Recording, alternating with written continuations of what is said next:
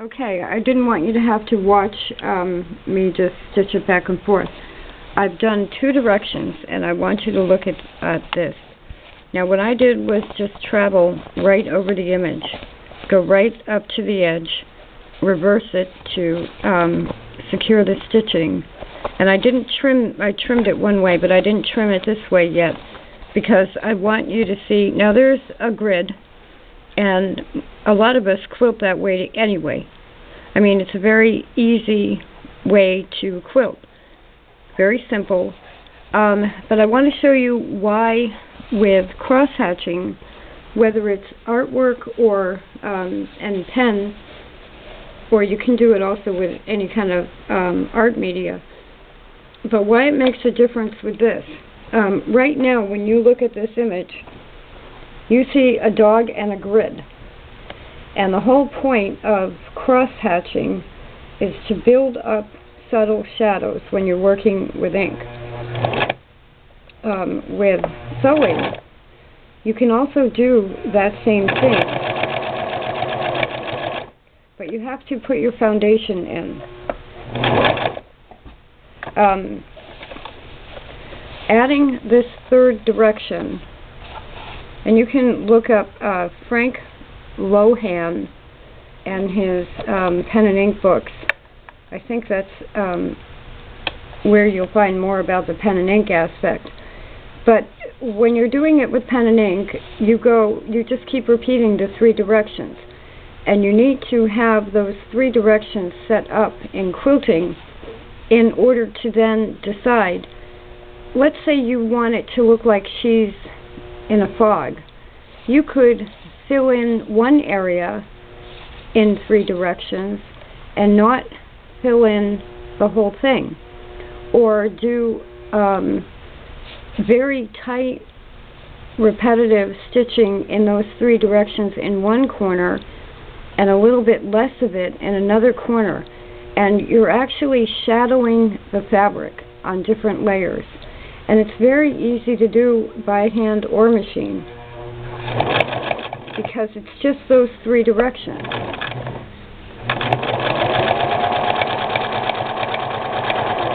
Now, I'm not being perfect about it because I know I'm probably going to add more to it, and the fabric's not going to move anywhere. And the thread probably also will not come out, because if I miss catching it in one place, I'll catch it in another. So I've just been kind of going about an inch away each time, but you don't have to be perfect about it.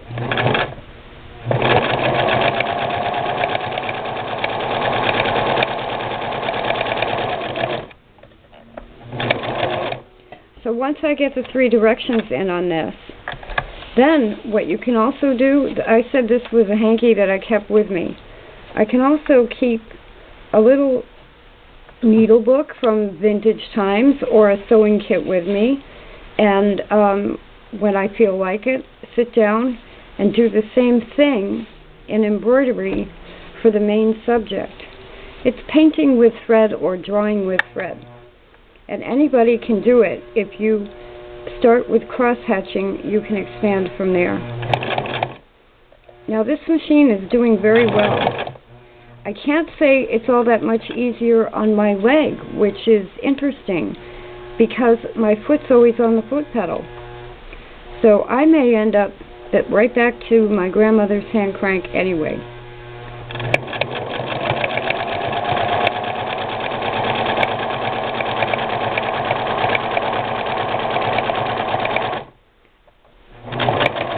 So again, I won't make you watch all of this.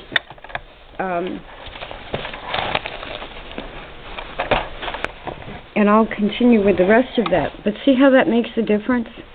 Now you see a dog and a background. And the more you continue that, you will more see the dog will pop out because the background is boring. And if you just, so the next go around, I split them in half. All of them. Or let's say I wanted that to be a dark area. I have a painting of her where there's actually a light area over here and the rest of it is dark. But if I want to make that a light area, I leave it like that and fill in the rest of it.